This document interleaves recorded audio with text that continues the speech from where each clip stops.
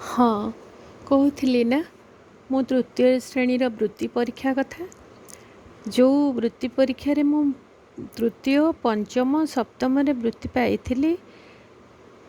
दुखर विषय से वृत्ति परीक्षार कौन प्रकार किंबा वृत्ति पाई कौन प्रकार प्रमाणपत्र मो पाखरे एबे भी नाही।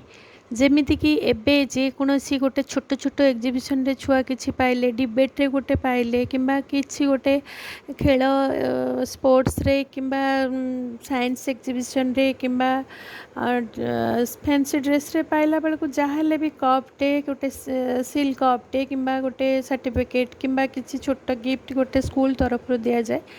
किंतु मु जदिओ सब स्कूल मानक भल पाठ पढ़ुली ना रखी किंतु मते मो स्कूल रू किछि भी एजाए मिलनी से तो मिल नाथिला।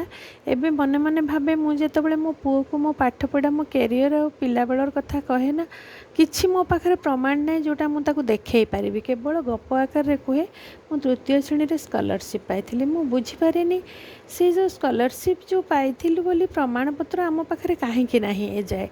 आउ एबे भी मने मने भाबे आमर जो प्राथमिक स्कूल थिला से स्कूल रो संपत्ति बोली थिला गोटे ब्लैक बोर्ड आउ अजांकर गोटे काठ बाक्स थिला से स्कूल रे जो काठ बाक्स रे किछि चक डब्बा आउ डस्टर गोटे आउ किछि अल्प किछि फाइल कागज पत्र थिला। मु एबे भी भाबे 50 वर्ष तलर कथा कहूची एबे किंतु 50 वर्ष पर एबे भी भाबे स्कूल सेठू आउ गोटे जगह को चली गलानी मु से स्कूल बाट देकी बेले बेले जिबा आसबा भी करे आम गाँ को तथापि एबे भी लगे से ट्रंक भितर बा से काठ बाक्स भितर एबे भी मोर किछि स्मृति बा मोर प्रमाणपत्र किछि सुरक्षित नहीं तो जोटा कि मते से माने देई नाहंती सेतेबेले एजाए अछि। आउ अन्य स्कूल मानकर भी तांकर स्कॉलरशिप होल्डर पिला मानक पई जहाँ जहाँ केबे केबे व्यवस्था करती एनुअल फंक्शन करती को राजनीति को सब डाकती को बड़ बड़ पदवीधारी लोक मानक शिक्षा विभाग लोक मानक डाकती किंतु आम स्कूल रे आम प्राइमरी स्कूल रे एजाए सेमती किसी हेइची आमको केबे निमंत्रण हेइची कि डका हेइची काहे मु सेटा अनुभव करि पारुनी केबे भी सेमती हेइनी। से मनरे गोटे कौटी ना कौटी दुखटे निश्चय रही।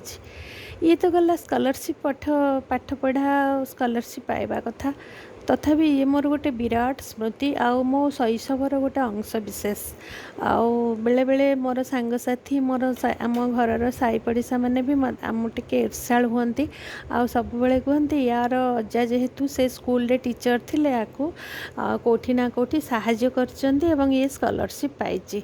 किंतु मोर जेते मने पड़े जदिओ मो अजा सेठी टीचर थिले किंतु मोर ज्ञान बल रे मते से माने पाठ पढ़ा बहुत जोटा एबे सब माने सब साहाय्य करवा जिनस मते से जोगे देथिले स्कॉलरशिप पाइबार जो क्वेश्चन पैटर्न हो किंबा टेस्ट पेपर हो तृतीय श्रेणी सप्तम तृतीय श्रेणी रे मु 7 वर्षर पिला मु मते कोन कहिदेले जे मु सेटा करदेबी सेमती किछि नै मते सत्य प्रबल घोषिबा को पड़िथिला मते बहुत पाठ मन रखा पड़थिला बहुत प्रांजल भाव में सब मु घोषिकी जाइथिली ता भीतर जहाँ क्वेश्चन आसला करथिली आ सेटा आज पर्यंत भी सेटा गोटे मोर स्मृति हेकि रहिछि।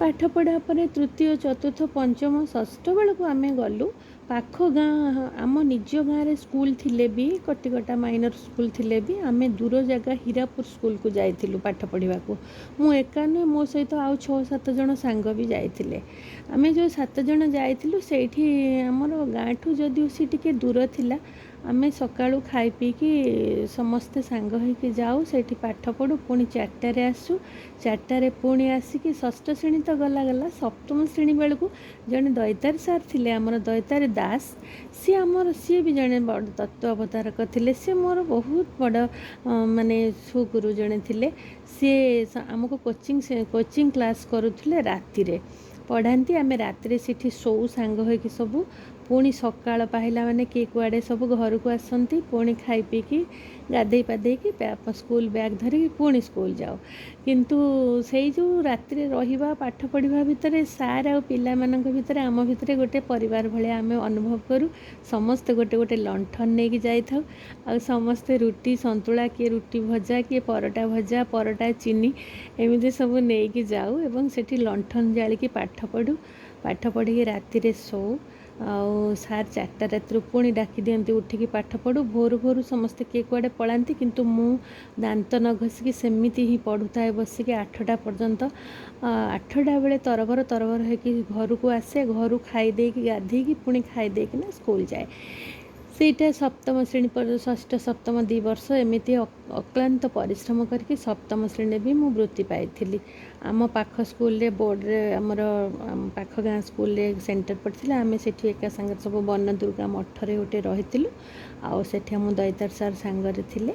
ଆମେ ସବୁ ସେଠି ପରୀକ୍ଷା 4 ଦିନ ପରୀକ୍ଷା ହେଇଥିଲା। ପରୀକ୍ଷା ପରେ ଆମେ ସେ ମଠରେ 2 ଜଣ ମାତାଜୀ ଥିଲେ, ସେ ମାତାଜୀଙ୍କ ସହିତ ବି ଭାବ ବସେଇ ଦେଇଥିଲୁ।